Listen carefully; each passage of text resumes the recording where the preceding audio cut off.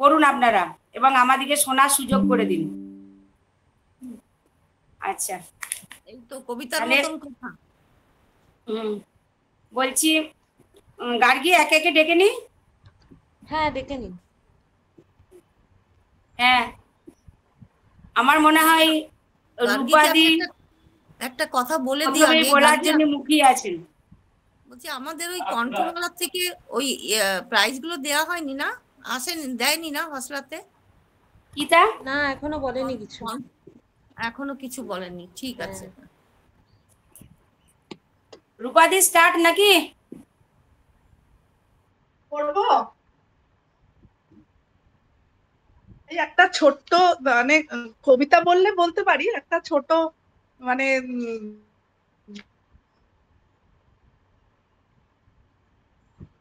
হ্যাঁ শোনা যাচ্ছে রূপাদি। আচ্ছা হ্যাঁ রূপাদি বলুন, শুনতে পাচ্ছি না। হ্যালো বলছি। হ্যাঁ বলুন। কবিতা না পড়ে আজকে একটা ছোট গল্প পড়বো। হ্যাঁ বলুন। অন্য লাইন দিয়ে ঢুকছি, এটাতে অসুবিধা হচ্ছে বলছো নেটে? এক মিনিট দাঁড়াও। গার্গী বুঝতে পারছি রূপাদির কথাগুলো? না একটু নেটওয়ার্ক ইস্যু হচ্ছে। রূপা ম্যাম হ্যাঁ আপনি আরেকবার জয়েন করুন। হ্যাঁ রূপাদি আরেকবার কেটে জয়েন করুন।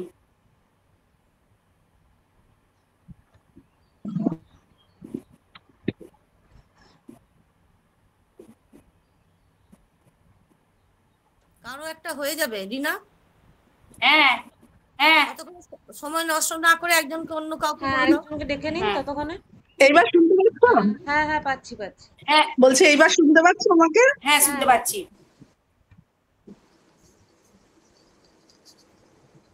গল্পর নাম জীবনের জলছবি।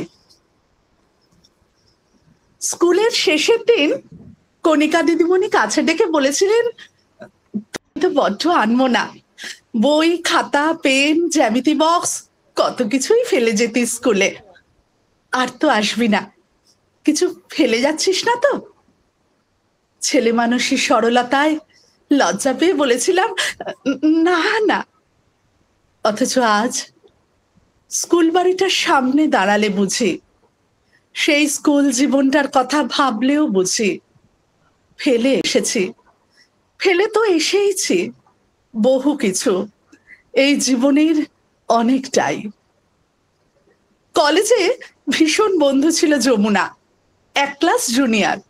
কলেজের শেষ দিনে বলেছিল, চলে তো যাচ্ছিস, চললেই তবে একেবারে কিছু রেখে যাচ্ছিস না তো? হেসে বলেছিলাম, কি ভাবিস আমায়, আমি কি এতই অগোছালো বেখেয়ালি নাকি? অথচ তারপর আজ এখনো বুঝি সেই উত্তরটা আমার আসলে ঠিক কতটা ভুল ছিল। ফেলে তো এসেইছি বহু অমূল্য কিছু, যা ফিরে পেতে ইচ্ছে করে বারবার। সৌরভ ওর বিয়ের কার্ডটা ধরিয়ে বলেছিল, জানি আসবি না, তবু সম্পর্কটা থেমে গিয়েছিল বেশ কিছুটা আগেই। তবু ওকে অন্যের করে ভাবাটা ভেবেই উঠতে পারিনি কখনো। ওর চোখেতে চোখ রাখতে গিয়ে দেখি ওর চোখও জলে ঝাপসা। বিয়ের পরদিন কে যেন গেটের কাছে এসে এক কোণকে চাল হাতে ধরিয়ে দিয়ে বলল, পেছন না ফিরে মায়ের বেছানো আঁচলে চালটুকু ছুঁড়ে ফেলে বলো, আজন্মের সব ঋণ চুকিয়ে দিলাম। ঠোঁট সরছিল না এমন অসম্ভব কথাগুলো বলতে। আজন্মের ঋণ পরিশোধ, এক কোণকে চাল। এখন নিজেও মা হয়েছে, বুঝি সন্তান স্নেহ ঠিক কি কতটা। প্রতি মুহূর্তের চিন্তা দুশ্চিন্তা পুরোটা জুড়ে তো শুধু সেই ঋণ কিনা। ছেলে এখন বিদেশেই থাকে, ওরও একটাই ছেলে। এমন ভাবে সব ব্যবস্থা করে গেল এবারে এসে যে বুড়ো বয়সে আর আমাদের কোনো সমস্যাই যেন না থাকে। এবারে গুছিয়ে নিয়ে গেল যা যা ছিল ওর দরকারি কাগজপত্র সব। আমি ওর ব্যস্ত চোখের দিকে চেয়ে নিশ্চুপে বলে উঠলাম, সব নিয়ে গেলি? সত্যি কিছুই কি নেই পড়ে? কি করে মুখ ফুটে বলি আমার আর তোর বৃদ্ধ বাবাটার কাছে যত যত চিহ্ন পড়ে আছে তোর, তোকে ছাড়া, তোর ওই ছোট্ট ছেলেটাকে ছাড়া, শুধু সেগুলোকে বুকে আঁকড়ে বল দেখি বাকিটা জীবন বাঁচি কি করে? সব কি এভাবেই নিয়ে যাওয়া চায়? ওর তখন বেজায় ব্যস্ততা ফ্লাইট ধরার। ছেলে চলে গেল লম্বা লম্বা পা ফেলে, আমাদের ছোট্ট সংসারের দরজাটা পেরিয়ে দূর, বহু দূর, বহু বহু দূর। কিছুদিন ধরেই শরীরটা ভালো যাচ্ছিল না ওর।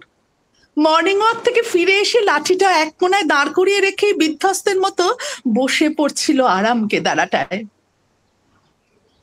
যেন নিজের শরীরটা বয়ে বেড়াতে বেড়াতে নিজেই ক্লান্ত। সত্যি সত্যি চলে এলো কি সহজেই সেই দিন। একদিন হাসতে হাসতেই বলেছিল, যখন শেষ যাত্রায় যাব সেদিনও আমার এই ওয়াকিং স্টিকটা সঙ্গে দিয়ে দিও গিন্নি। ওতে ভর না দিলে তো আমি আবার ওপরে গিয়েও এক পা হাঁটতে পারবো না। অন্যেরা কি ভাবলো কে জানে।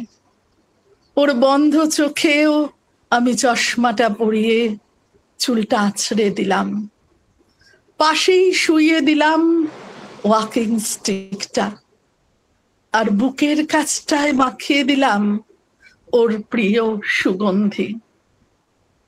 কতক্ষণ যে ওর নিথর শরীরটা ছুঁয়েই নিশ্চুপে বসেছিলাম খেয়ালই নেই। পাড়ারই একটি ছেলে ডেকে বলল, দিদিমা গুছিয়ে দিয়েছেন তো সব, এবার রওনা দি। আমি কিছু না বলে কেবল সারাটা জীবন পাশে থেকে কাটানো আমার কর্তার মুখের দিকেই ফ্যাল ফ্যাল করে চেয়ে রইলাম। নিশ্চুপে বললাম, তুমি বলো, সব কি গুছিয়ে দেওয়া যায়? কতটুকুই বা দিতে পারলাম সঙ্গে তোমার? কিচ্ছু না। সারাটা জীবন ধরেই বুঝেছি আমরা শুধু নিয়েই যাই, ছেড়ে যাবার সময় ফিরিয়ে নিতে পারি না কিছুই। সব থেকেও যায় যেমন থাকা। গুছিয়ে নিয়ে যাওয়া যায় কি কিছু? যায় না, কখনো যায় না। তবু আমরা বড় আঁকড়াই, বড় বড় বেশি আঁকড়াই। কে জানে কেন যে, কে জানে। কিছু বলার ভাষা নেই। এটা নাট্যকার শুভাশিস ঘোষ ঠাকুরের লেখা। নাট্যকার শুভাশিস ঘোষ ঠাকুরের লেখা জীবনের জলছবি। নাটক ভালো করা যাবে। এটা স্ক্রিপ্ট লিখে একাঙ্ক নাটকের মতো করা যাবে না রূপাদি? হ্যাঁ, এটা একাঙ্ক নাটকই, এটা একাঙ্ক নাটকই, নাটিকা, এটা একাঙ্ক নাটিকা। এরকম আপনার পাঠ, আপনার বলার ধরন ছিল। আর বলছি গার্গী, আমরা আমরা ওই রূপাদির কাছ থেকেই তো আমরা ওই যে দুর্গাপূজায় আমরা স্টেজ পারফরমেন্স করার জন্য কিছু তো হেল্প নিতেই পারি। শ্রুতি নাটকের হেল্প নিতেই পারি রূপাদি। আমি রূপা কথা বলবেন বলেছেন। ওটা রূপা ম্যাডামের সাথে একবার আলোচনা করবো ফোনে। আর রূপা ম্যাডামকে আমি আরেকটা কমপ্লিমেন্ট দিচ্ছি, আমার এখন যেটা মনে হচ্ছে, রূপা ম্যাডামকে আজকে দেখতে সঙ্গীত শিল্পী স্বাগতা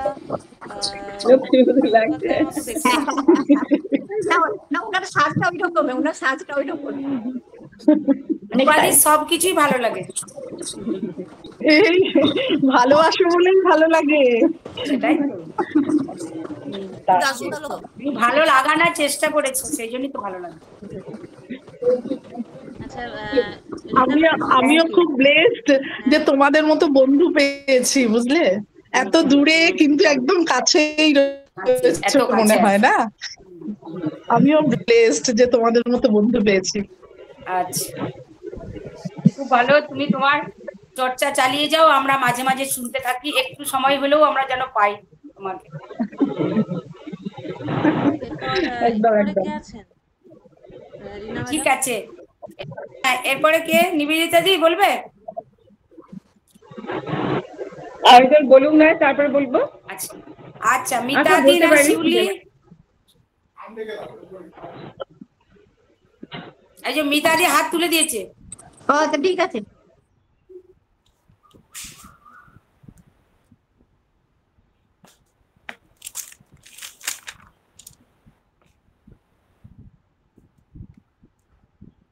আমি জীবনানন্দ দাশের নীলিমা কবিতাটি পড়ছি। রৌদ্র ঝিলমিল, উষার আকাশ মধ্য নিশীথের নীল, অপার ঐশ্বর্য বেশে দেখা দাও তুমি বারে বারে, নিঃসহায় নগরীর কারাগার প্রাচীরের পারে। উদ্বেলিছে হেতা গাঢ় ধূম্রের কুণ্ডলী, উগ্র চুল্লি বন্যী হেতা আনিবার উঠিতেছে জ্বলি। আরক্ত কঙ্কর গুলো মরুভূর তপ্ত শ্বাস মাখা, মরিচিকা ঢাকা। অগণন যাত্রীকে প্রাণ খুঁজে মরে অনিবার, পায় নাকো পথের সন্ধান। চরণে জড়ায়ে গেছে শাসনের কঠিন শৃঙ্খল, হে নীলিমা নিষ্পলক, লক্ষ্যবিধি বিধানের এই কারাতল। তোমারও মায়াদণ্ডে ভেঙেছ মায়াবী, জনতার কোলাহলে একা বসে ভাবি। কোন দূর জাদুপুর রহস্যের ইন্দ্রজাল মাখি, বাস্তবের রক্ত তটে আসিলে একাকী। স্ফটিক আলোকে তব বিথারিয়া নীলাম্বর খানা, মৌন স্বপ্ন ময়ূরের ডানা। চোখে মোর মুছে যায় ব্যাধবিদ্ধ ধরণীর রুধির লিপিকা। জ্বলে ওঠে অন্তহারা আকাশের গৌরী দীপশিখা। বসুধার অশ্রুপাংশু আত্তপ্ত সৈকত, ছিন্ন বাস, নগ্ন শির, ভিক্ষুদল, নিষ্করুণ এই রাজপথ। লক্ষ কোটি মুমূর্ষুর এই কারাগার, এই ধুনি ধূম্র গর্ভ বিস্তৃত আধার। ডুবে যায় নীলিমায় স্বপ্নায়ত মুগ্ধ আখিপাতে, শুভ্র শঙ্খ মেঘ পুঞ্জে, শুক্লাকাশে নক্ষত্রের রাতে। ভেঙে যায় কীট প্রায় ধরণীর বিশীর্ণ নির্মক, তোমার চকিত স্পর্শে হে অতন্দ্র দূর কল্পলোক। এতটাই। বাহ, খুব সুন্দর কবিতাটা, খুব সুন্দর, খুব সুন্দর, খুব ভালো লাগলো কবিতাটা, খুবই ভালো। জীবনানন্দ দাশের লেখা তো ভীষণই ভালো। এরপরে শিউলি বলবে।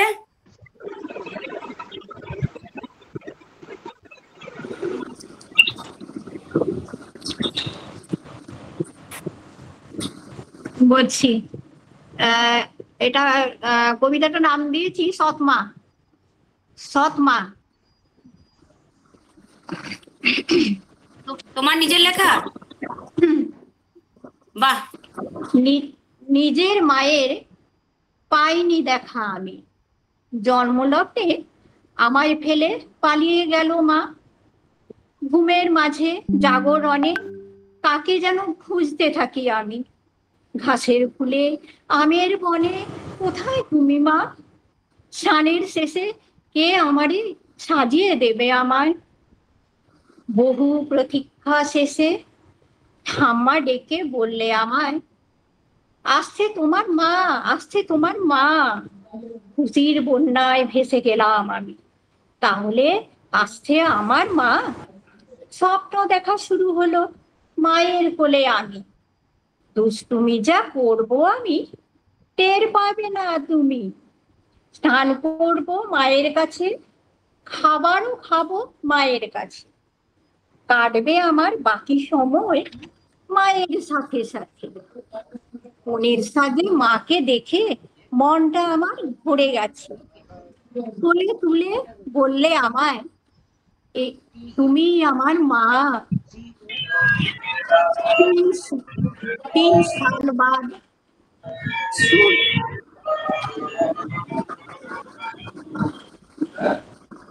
স্বর্ণী পেল এবার দুয়ো রানীর স্বাদ। সবটুকু যা আদর তোমার ভাইকে দিলে তুমি। আমি যে তোমার মা ডাকি, মা, মা হবে না তুমি?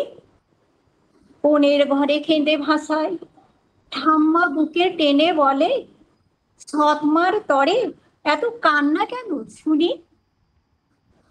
সৎমা, সৎমা কারে কয়? না তুমি সৎ, না তো তুমি মা। এর বুক আশা হলো মা, নিশ্চিত্র নিরাপত্তা হলো মা।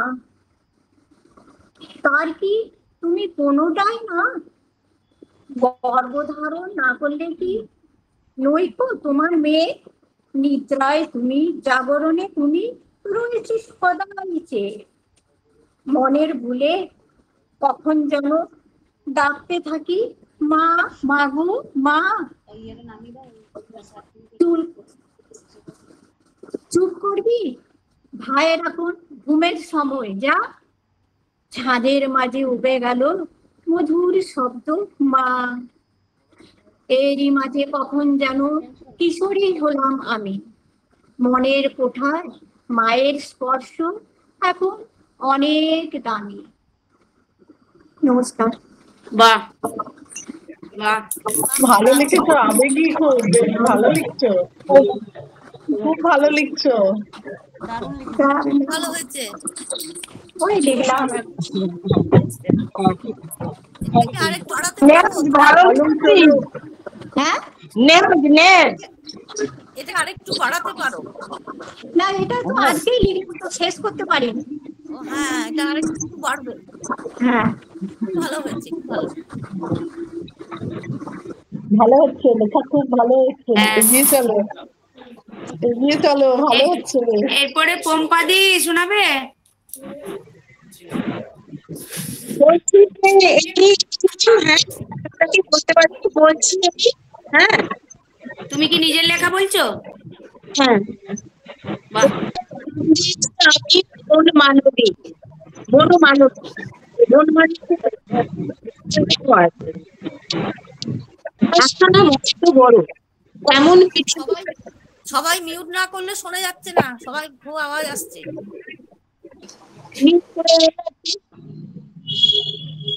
বলছি সবাই মিউট করে দাও।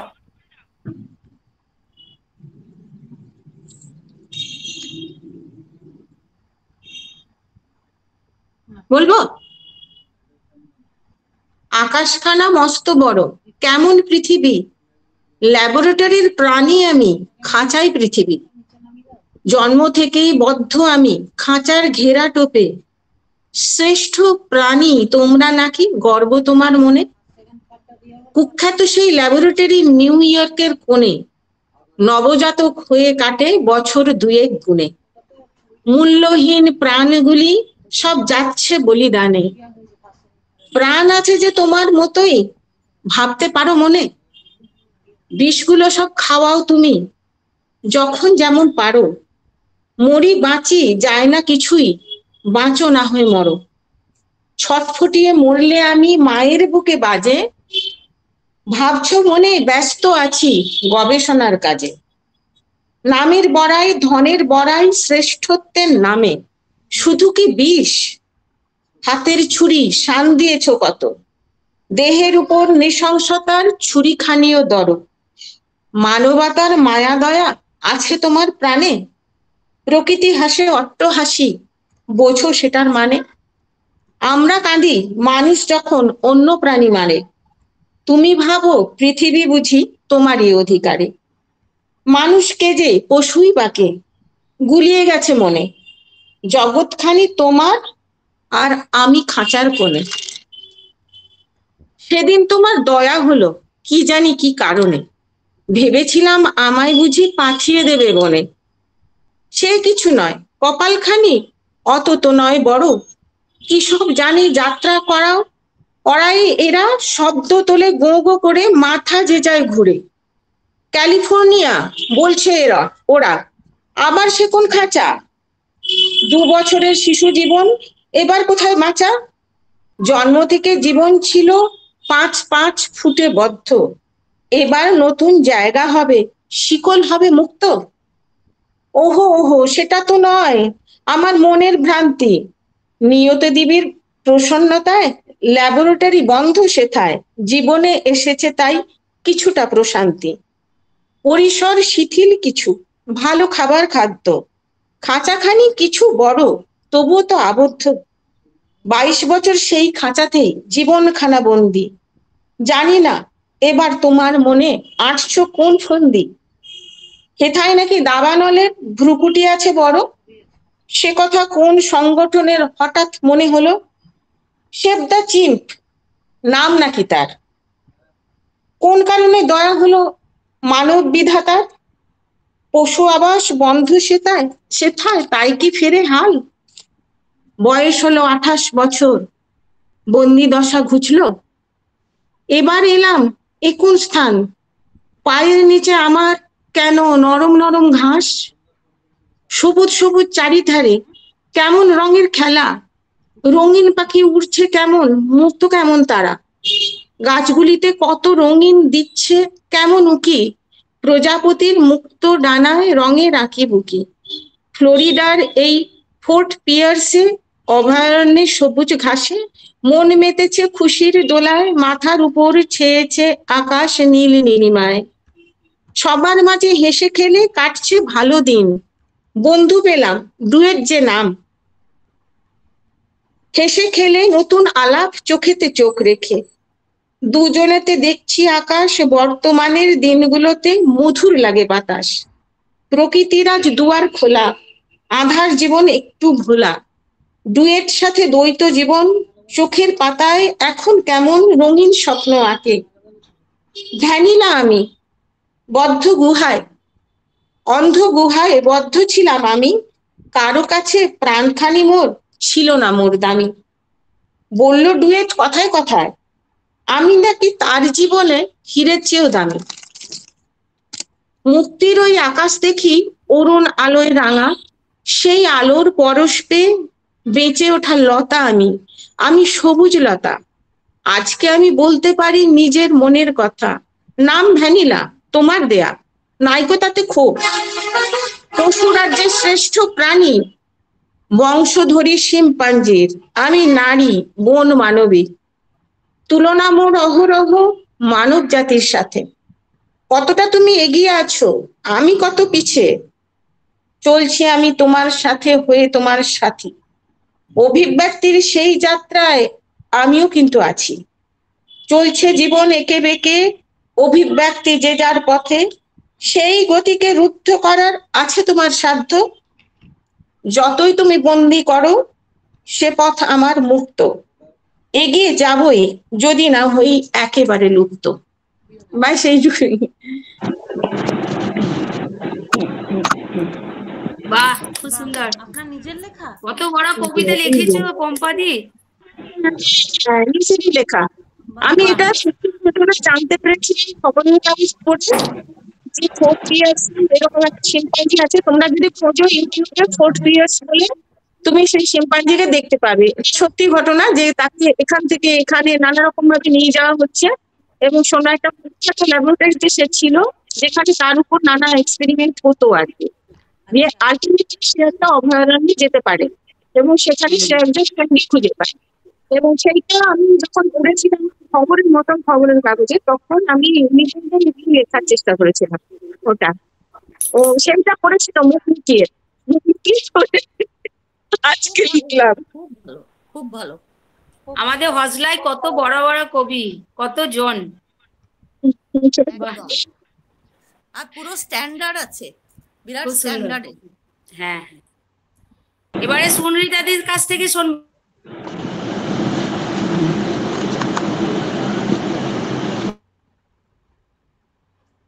আমারও নিজের লেখা একটা কবিতাই বলছি। হ্যাঁ, বলুন।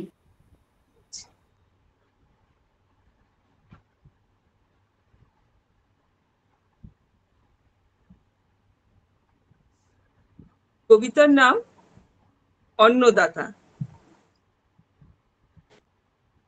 আমার নিজের লেখা অন্নদাতা কবিতা। যাদের মাঠে জীবন কাটে, খররোদে ছাতি ফাটে, বৃষ্টি দিনে অঝোর ধারায় ভিজছে মাথা, ওরাই আমার অন্নদাতা। ভোর না হতেই লাঙল কাঁধে ধানের খেতে, শক্ত হাতে হাল বলদে শুকনো জমি নরম কাদা, খাটছে মাঠে অন্নদাতা। চাষের জলে মিশছে ঘাম, সারের বীজের অনেক দাম, নষ্ট না হয় খরায় বানে, রক্ষা করো হে বিধাতা, প্রার্থনাতে অন্নদাতা। যখন আবার ভাদ্র মাসে দুধ ভরে যায় ধানের শীষে, সার ছিটিয়ে নিড়েন দিয়ে ফসল বাঁচায় কি আশ্বাসে, ঘরে ঘরে কার আঙিনায় লক্ষ্মী মায়ের আসন পাতা, ওরাই আমার অন্নদাতা।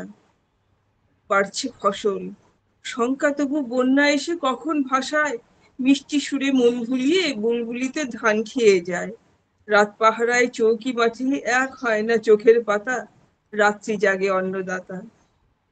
সোনা ঝরা হেমন্তকাল, সোনার রাতে ধানে ছেয়েছে মাঠ, কাস্তে হাতে আবার ওরা মুখে ধ্বনি, কাট ধান কাট।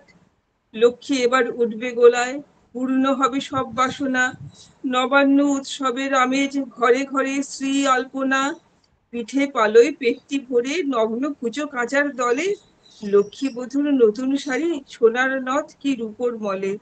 সকল আনন্দে আজও ভাবনা করে কাহার মাথায়, ছুটতে হবে কত দেনা বাকি মহাজনের খাতায়। আমার ঘরে চাল জুগিয়ে কম পড়ে যায় চালের খড়ে, দুই বেলা খাই পেট ভরে ভাত, অভাব থাকে ওদের ঘরে। দারিদ্র সয় হাসি মুখে সদানন্দ সেই বিধাতা, প্রণতিতে নত জানু ওদের কাছে নোয়াই মাথা, সুখের মুখ ওরাও দেখুন তোমার আমার অন্নদাতা।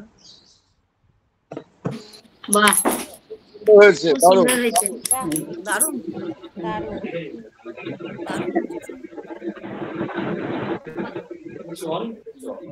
সুন্দর সুন্দর হয়েছে।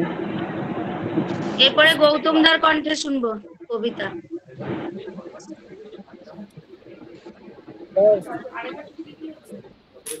আমি ছোট্ট একটা খানা বলছি, নিরপেক্ষ পত্রিকা থেকে। পেশাইখানা, রাজনীতিটা পেশাইখানা, পিছছে দেশের নেতা, পিছছে যাদের তাদের ভোটেই নেতার ভোটে জেতা। ভুলে যাচ্ছি। পেশাই হয়েও লাজ লাগে না, ঝান্ডা কাঁধে ছোটে, যেভাবেই হোক এই নেতাকেই জেতাতেই হবে ভোটে। ধন্যবাদ।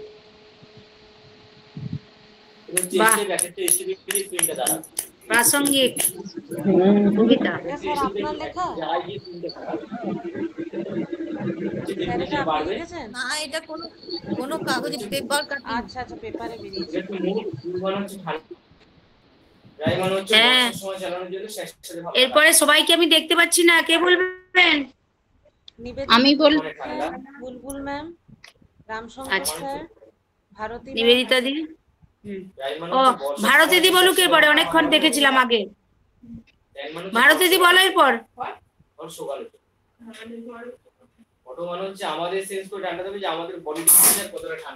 মিউটে আছেন? শুনতে পাচ্ছি না, মিউটটা অন করো, অন করো।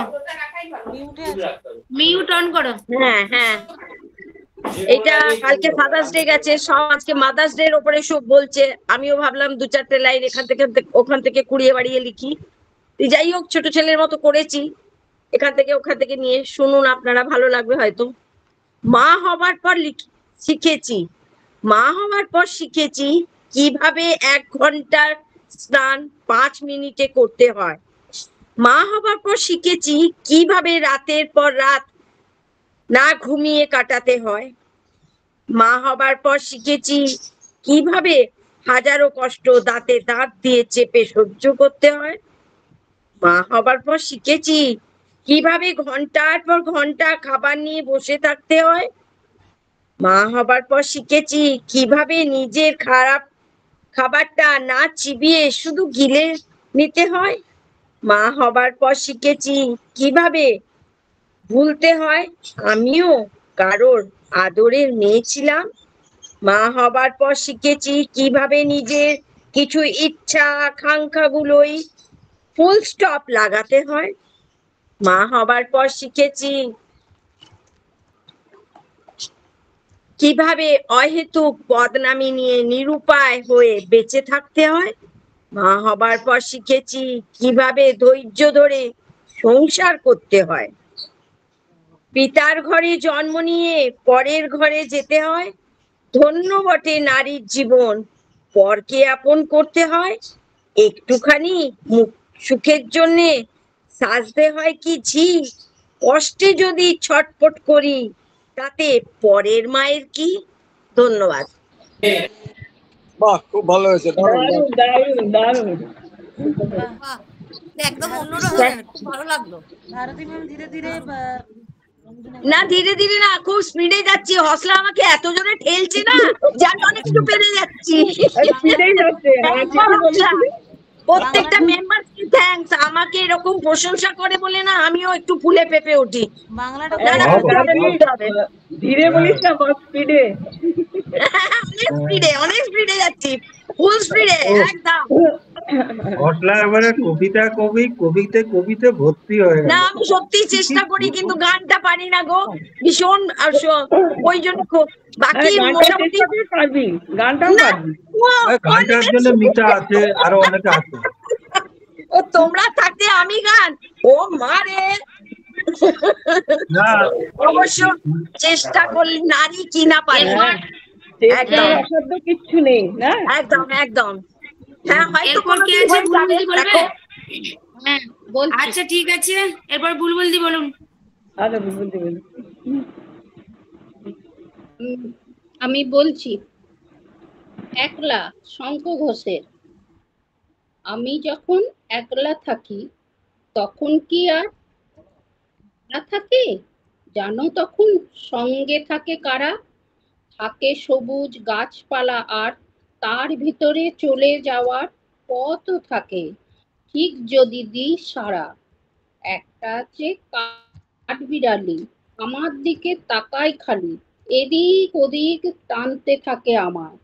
যেই না তাকে ধরতে যাব ভুলিয়ে দেয় সব হিসাব ও ছুট দেয়, আর কেই বা তখন থামায়।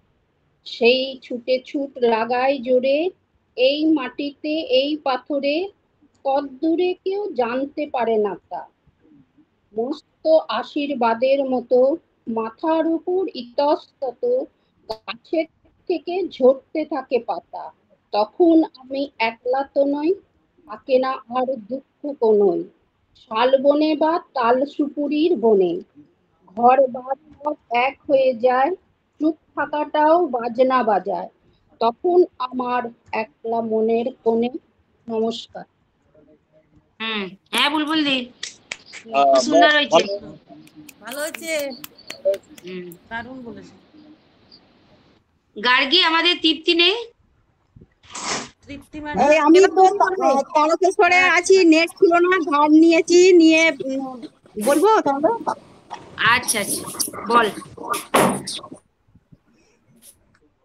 আমি শুভ দাশগুপ্তর সম্বন্ধে একটু বলতে চাই। তিনি দার্জিলিং এ শৈশবকাল অতিবাহিত করেছিলেন। পৈতৃক বাড়ি ছিল বাংলাদেশের যশোর জেলার কালিয়া গ্রামে। বাবা মহেন্দ্রনাথ দাশগুপ্ত দার্জিলিং এর সরকারি বিদ্যালয়ের একজন শিক্ষক ছিলেন, আর মা একজন সমাজকর্মী। তিনি ব্যাংক কর্মী ছিলেন, জনপ্রিয় কবি, আর্টিস্ট একজন। জন্মদিন কবিতাটা আমি একটু পাঠ করে শোনাবো। জন্মদিন শুভ দাশগুপ্ত। আজ পয়লা শ্রাবণ, খোকন আজ তোর জন্মদিন। তুই যখন জন্মেছিলি আমরা তখন যাদবপুরে নূতন গড়ে ওঠা কলোনির টালির ঘরে। তোর স্কুল মাস্টার বাবা সেই হ্যারিকেনের আলো জ্বলার ঘরেই আনন্দে আর খুশিতে ঝলমলে হয়ে উঠেছিলেন তুই আসার পর। তোর নাম রেখেছিলেন সুকল্যাণ। মানুষটার মনটা ছিল শিশুর মতন, অভাবে অনটনে বেঁচে থাকার নানা দুর্বিপাকেও ভেঙে পড়তেন না কখনো। সকলের ভালো চাইতেন মন থেকে, বলতেন দেখো একদিন এই দেশের মানুষ ঠিক খুঁজে পাবে মুক্তির পথ। শোষণ থেকে মুক্তি, দারিদ্র্য থেকে মুক্তি, অশিক্ষা থেকে মুক্তি। আজ পয়লা শ্রাবণ, খোকন, আজ তোর জন্মদিন। ছোটবেলায় তোর মনে আছে আমাদের ভাঙা মেঝেতে বাক্স থেকে বার করা মেজমাসির হাতে তৈরি আসনটা পেতে দিতাম, সামনে রাখতাম ঠাকুরের আসনের প্রদীপখানা, তুই বসতিস বাবু হয়ে চুপটি করে। তোকে আমরা একে একে ধান দুব্য মাথায় দিয়ে আশীর্বাদ করতাম। বাবা বলতেন, বড় হও, মানুষ হও। তোর বাবার সেই বন্ধু ঘোষ কাকা, তিনি বলতেন, বেঁচে বসতে থাকো। তুই জিজ্ঞেস করতিস, মা বটতে মানে কি মা? আমি শুধু তোর মাথায় ধান দুব্বই দিতাম, বলতাম না কিছুই। শুধু মনে মনে বলতাম, ঠাকুর আমার খোকনকে মস্ত বড় মানুষ করে তোলো, আমার খোকন যেন সত্যিই মানুষ হয়, ওর যেন কখনো বিপদ না হয় ঠাকুর। অভাবের সংসারে ওই একটা দিন পয়লা শ্রাবণ কষ্টের পয়সায় একটু বাড়তি দুধ নিতাম, পায়েস রান্না করে দিতাম তোকে। তুই খুব ভালোবাসতিস পায়েস খেতে। তোর বাবা বাস স্ট্যান্ডের দোকান থেকে নিয়ে আসতেন তোর প্রিয় মিষ্টি ছানার গজা।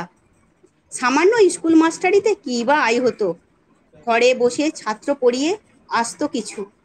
দাউ দাউ অভাবের আগুনে সে রসদ পুড়তে সময় লাগতো না। তোর বাবার জামা সেলাই করতাম আর বারবার বলতাম, আসছে মাসে একটা জামা বানিয়ে নিও। উনি হেসে বলতেন, বাদ দাও তো, খোকন বড় হচ্ছে, ওর জন্য ভাবছি দুধ রাখতে হবে আরো আধসের। দুধে শক্তি বাড়ে, বুদ্ধি বাড়ে। শক্তি আর বুদ্ধি না হলে তোমার খোকন মস্ত বড় মানুষ হয়ে উঠবে কি করে? ভাবছি আরো দুটো টিউশনি নেব। ছাত্র পড়িয়ে পড়িয়ে মানুষটা দিনের শেষে ক্লান্ত হয়ে যেতেন। বারান্দার ধার ঘেঁষে যখন রাতের অন্ধকারে জোনাকির ব্যস্ততা, আর ঘরে তোর পড়া মুখস্থ করার একটানা সুর আমাদের কলোনির ভাঙাচুরা বাড়িটাকে জীবন্ত করে রাখতো। তখন বলতেন আমায়, খাওয়া দাওয়া একটু করো, তোমার চেহারাটা বড় ভেঙে পড়ছে দিন দিন, শাড়িটাও তো দেখছি বেশ ছিঁড়েছে, কালই আমি ফেরার পথে একটা শাড়ি নিয়ে আসবো, ধারেই আনবো। আমি বলতাম, দূর, সামনে খোকনের উঁচু ক্লাস, কত বইপত্র কিনতে হবে, কত খরচ। উনি দীর্ঘশ্বাস ফেলে চুপ করে যেতেন। জোনাকিরা নিঃশব্দ অদৃশ্য আলোর আলপনা আঁকত উঠানের আগাছার ঝোপে। আবহ সঙ্গীতের মতো তুই ভেতরে বসে বসে পড়া মুখস্থ করতিস, ইতিহাস, ভূগোল, গ্রামার।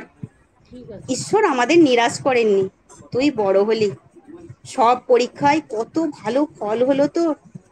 বাবা বললেন, আরো পড়ো, উচ্চ শিক্ষায় উচ্চ সম্মানের একমাত্র পথ। তুই আরো পড়লি, তারপর তোর চাকরি হলো কত বড় অফিসে, মনে আছে খোকা? প্রথম মাসের মাইনে হাতে পেয়েই তুই কত কি কিনে আনলি। তখন তো আমরা উঠে এসেছি শ্যামবাজারে, 2 কামরার বেশ সাজানো গোছানো বড় ফ্ল্যাট, তোর অফিস থেকেই তো দিয়েছিল। সেই বাড়ি, সেই ঘর, সেই ব্যালকনি, কত স্মৃতি, কত ছবি। ওই বাড়িতেই তো আশ্বিনের ঝোড়ো বিকেলে, তোর মনে আছে খোকন, তোর বাবা যে দিনটাতে চলে গেলেন, মনে আছে? তোর বাবার বুকের উপর পড়ে যখন কাঁদছিলি হাপুস নয়নে, সদ্য স্বামীহারা। আমি সেদিন তোর সেই অসহায় মুখ দেখে আরো বেশি করে ভেঙে পড়েছিলাম। তোকে বুকে টেনে নিয়েছিলাম ছোটবেলার মতো, বলেছিলাম, কাঁদিস না খোকা, আমি তো আছি। আজ পয়লা শ্রাবণ, কলকাতা থেকে অনেক দূরে মফস্বলের এই বৃদ্ধাশ্রমে আমি একেবারে একা। খোকন, তোকে বড় দেখতে ইচ্ছে করছে রে, তোকে, বৌমাকে আর ছোট্ট বিল্টুকে। তোরা এখন কত দূরে, সল্টলেকের মার্বেল বসানো ঝকঝকে বাড়িতে। আজ তোর জন্মদিনের নিশ্চয়ই খুব বড় পার্টি হচ্ছে, তাই না রে খোকন? লোকজন, হইচই, খাওয়া দাওয়া, খুব ভালো, খুব ভালো। খোকন, আজ পয়লা শ্রাবণ। আমার বড় মনে পড়ছে যাদবপুরের ভাঙা ঘরে রাত্রে তুই আমার পাশে শুয়ে মাঝে মধ্যে হঠাৎ খুব ভয় পেয়ে জড়িয়ে ধরতিস আমাকে। আমি বলতাম, ভয় কি রে, আমি তো আছি, মা তো আছে খোকনের, যার মা থাকে তাকে কি ভূতে ধরে?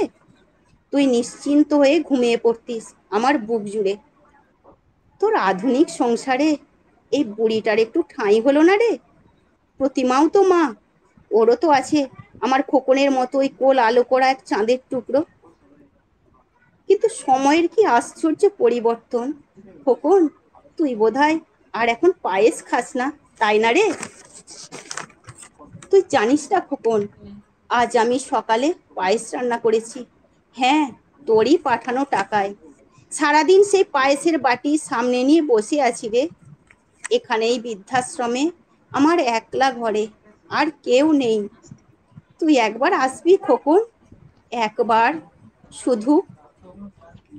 নমস্কার। বাহ, ভালো হয়েছে, দারুণ হয়েছে।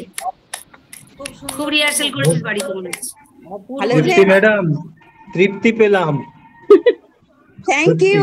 সত্যি কবিতাটি শুনে এত ভালো লাগলো, মনটাকে খুশিও যেমন করেছে, ভারাক্রান্তও তেমনি করেছে। আজকে কিন্তু প্রথম থেকেই মায়েদের নিয়ে এই কবিতার ভাবটা এসেছে আজকে কবিতার আসরে। তাই তো দেখছি, প্রথম থেকেই রূপাদির থেকে আরম্ভ হয়েছে। আমাদের আত্মা মন সব এক হয়ে গেছে, ওই জন্য যে যা চয়েস করছি সব একই রকমই হয়ে যাচ্ছে। কিন্তু ঠিক ঠিক ঠিক, মানে আমরা সবাই আত্মীয়ই, একদম একটা ফ্যামিলির মেম্বার। আত্মার টান আছে তো কিছু। ঠিক আছে, খুব ভালো হয়েছে। এরপরে এবার দিদি, এরপরে নিবেদিতা দি। হ্যাঁ, কবি পত্নী। ওইসব বলিস না, আমি রবীন্দ্রনাথ ঠাকুরের কৃপণ। আমি ভিক্ষা করে ফিরতেছিলাম গ্রামের পথে পথে, তুমি তখন চলেছিলে তোমার স্বর্ণ রথে। অপূর্ব এক স্বপ্ন সম লাগতেছিল চক্ষে মম, কি বিচিত্র শোভা তোমার, কি বিচিত্র সাজ। আমি মনে ভাবতেছিলাম, এ কোন মহারাজ। আজি শুভক্ষণে রাত পোহালো, ভেবেছিলেম তবে আজ আমারে দ্বারে দ্বারে ফিরতে নাহি হবে। বাহির হতে নাহি হতে কাহার দেখা পেলেম পথে, চলেতে রথ ঘনধান্য ছড়াবে দুই ধারে। মুঠা মুঠা কুড়িয়ে নেব, নেব ভারে ভারে। দেখি সহসা রথ থেমে গেল আমার কাছে এসে। আমার মুখ পানে চেয়ে নামলে তুমি হেসে। দেখে মুখের প্রসন্নতা জুড়িয়ে গেল সকল ব্যথা। হেনকালে কিসের লাগি তুমি অকস্মাৎ, আমায় কিছু দাও গো বলে বাড়িয়ে দিলে হাত। মরি একই কথা রাজাধিরাজ, আমায় দাও গো কিছু। শুনে ক্ষণকালে তরে রইনু মাথা নিচু, তোমার কি বা অভাব আছে ভিখারি ভিক্ষুকের কাছে। এ কেবল কৌতুকের বশে আমায় প্রবঞ্চনা। ঝুলি হতে দিলেম তুলে একটি ছোট্ট কণা, যবে পাত্র খানি ঘরে এনে উজাড় করি, এ কি ভিক্ষা মাঝে একটি ছোট্ট সোনার কণা দেখি। দিলেম যা রাজভিখারি রে, স্বর্ণ হয়ে এলো ফিরে। তখন কাঁদি চোখের জলে দুটি নয়ন ভরে, তোমায় কেন দিইনি আমার সকল শূন্য করে। বাহ, দারুণ হয়েছে, খুব সুন্দর। দারুণ হয়েছে, দারুণ। রামশঙ্কর স্যার কেমন লাগলো? আমার কমেন্ট করাটা কি ঠিক হবে?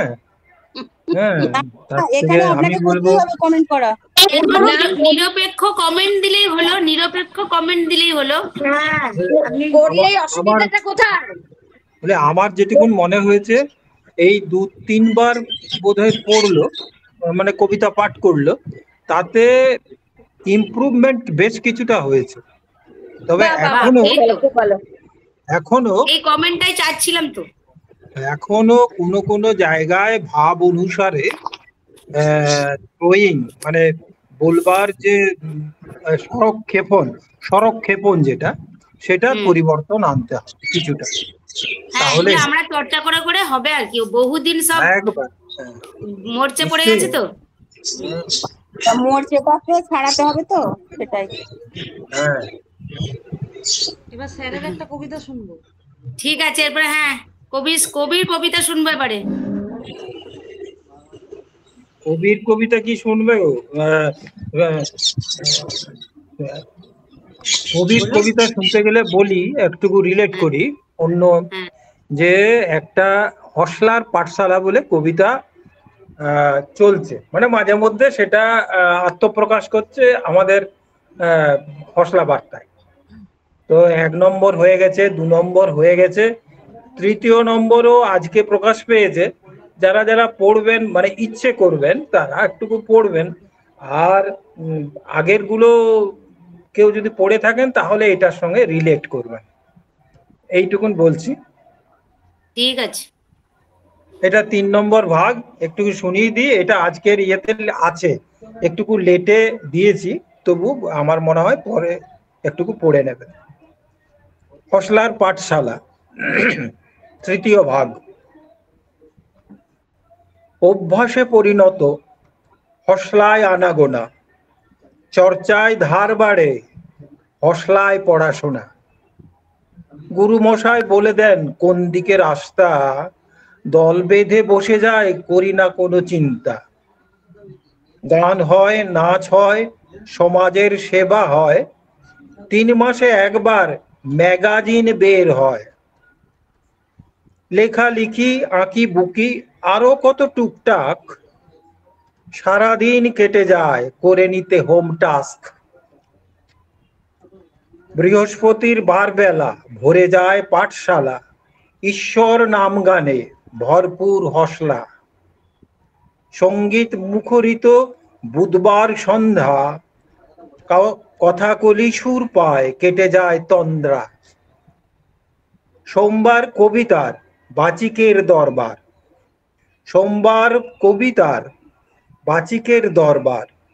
সুপ্ত প্রতিভা সব বের হওয়া দরকার, পেটে আছে মুখে নাই মোটো নয় হসলার।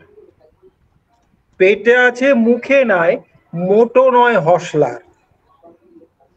মঙ্গলে ডান্স হয় থেরাপির মোড়কে, নাচো যদি তালে তালে পড়বে না হড়কে। খবরের নাচানাচি কানাকানি হয়ে যায়, অ্যাঙ্কার হয়ে যাও শুক্রবার সন্ধ্যায়। খবরের নাচানাচি কানাকানি হয়ে যায়, অ্যাঙ্কার হয়ে যাও শুক্রবার সন্ধ্যায়। সপ্তাহ পার হয় আসে শনিবার, মন দিয়ে শিখে নিই মুঠোফোন ব্যবহার। পড়ে আছে রবিবার, সপ্তাহ শেষ, ইংরেজি শিখে নেই যাব দূর দেশ। নমস্কার। দারুণ দারুণ দারুণ। আপনার কবিতা আমাদেরকে নিয়ে আর হসলাকে নিয়ে লেখা না, তাই খুব সুন্দর শুনতে লাগে, সহজেই বুঝে যায়। মানে আলাদা করে আর বলতে হবে না, সমস্তটাই কবিতা। হ্যাঁ, অতি বুঝে যায় আমরা তাড়াতাড়ি আর কি। সেই আগেও বলেছি, আবারও বলছি, তাই জন্য যে যতটা পারে যখন যেখানে সুযোগ মতন ব্যবহার করাটাই হচ্ছে আসল কথা। ওকে, হ্যাঁ ঠিক আছে। গাড়ি হ্যাঁ মিউট হয়ে গেছেন রিনা ম্যাম। আচ্ছা, হ্যাঁ রূপালী দি বা দেবশ্রী দি নতুন কেউ আছে কি? আমি দেখতে পাচ্ছি না। দাঁড়ান আমি একটু চেক করে নিই। রূপালী দি ছিল কিন্তু, হ্যাঁ ছিলেন। দেবশ্রী দিকে আজকে দেখি না এখন, না নেই। আচ্ছা, তাহলে আর কে আছে? সবারই মোটামুটি হয়ে গেছে যেটা মনে হচ্ছে। আমি আমার জায়ের একটা পড়বো। হ্যাঁ হ্যাঁ নিশ্চয়ই নিশ্চয়ই, খুব ভালো লাগে শুনতে। পড়ছি তাহলে। মৃত্যু, পূর্ণিমা হালদার। জন্মিলে মরিতে হবে, অমর সে কোথা রবে, জানিয়ে অমর বাণী তবুও মানিতে চাই না মন। ব্যথা তুর এই জীবন, শুনেও শুনিতে না পারি, মৃত্যু মৃত্যু নামক শব্দখানি। কালের নিয়মে যেতে হবে ভাই, নিয়তির লিখনে লেখা আছে তাই। শিশু, যুবক, যুবতী, বৃদ্ধ বা বৃদ্ধা, ভেদাভেদ নাই তার। পড়েছে ডাক বিদায় নেওয়ার, সময় তো নাই আর ফিরে আসিবার। অকালে ধরিলে ফুল, এ যে বিধাতার ভুল। বিধাতা শুনে না জননীর ক্রন্দন সুর। দেখিতে পাবে না জনক যে ব্যথাতুর। দেখিবে কেমনে আছে যে শয়নে, মৃত্যু নামক সলিল সোপানে। হে অন্তর্যামী, সইতে পারি না আমি, মণিহারা ফণি সম, স্বামীহারা ভার্যা যেন। একুল ওকুল দুকুল হারায়, খুঁজিয়া বেড়াই কোথায়। রাখিব এ পাদুখানি, মিনতি জানায় নিয়তি তোমায়। নিও না কেড়ে অকালে, নিও না কেড়ে মায়ের শিশু, থাকুক মায়ের কোল ভরে। নমস্কার। বাহ, দারুণ দারুণ।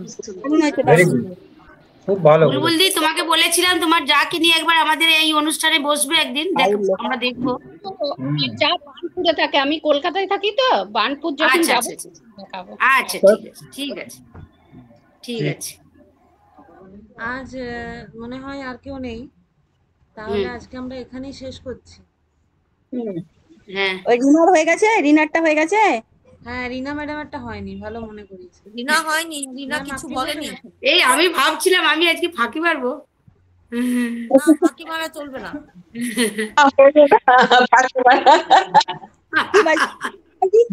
সবাইকে গাইড করে দিয়ে নিজে ফাঁকি মারবে। রিনা, এই তৃপ্তি খুব বদমাস, মনে করে দিল। রিনা, তোমার শাড়ি আর দেওয়ালের রং মনে হচ্ছে প্রায় এক কাছাকাছি। হ্যাঁ, ঠিকই বলেছেন, ম্যাচ করে বসেছে আছে। ঠিক আছে, আমি কবিতার নামটা যেটা বলবো তখনই তৃপ্তি ভাববে সত্যি আমাদের আত্মার মিল আছে। আমি এক নতুন কবি সুদেব ভট্টাচার্যের কবিতার নাম জনম দুঃখিনীর প্রতি। একদিন যদি আমাকে সবাই ভুলে যায়, কারোর অ্যালবামের পাতায় আমার জায়গা না হয়, কলেজের ফেয়ারওয়েলে নিমন্ত্রণও যদি না জোটে, তবু জানি তুমি আছো, ছিলে, থাকবে। সবাই যখন ছেড়ে চলে যাবে একদিন আমায়, তখন আমি বন্ধুহীনতায় ভুগে ভুগে কাঁটা হয়ে যাব। তোমার হলুদ মাখা শাড়ি থেকে অক্সিজেন ঠিক নেব, আর তুমি ভুগবে আমি হীনতায়। আমি যত দূরেই যাই চলে, আমি বুঝবো না কিছুই, তবু তুমি তোমার নারীর টান তো পাবে টের। যন্ত্রণাতে ছটপটিয়ে মরলেও তুমি বুঝতে দেবে না। জানি অভিশাপও বেরোবে না ঠোঁট থেকে।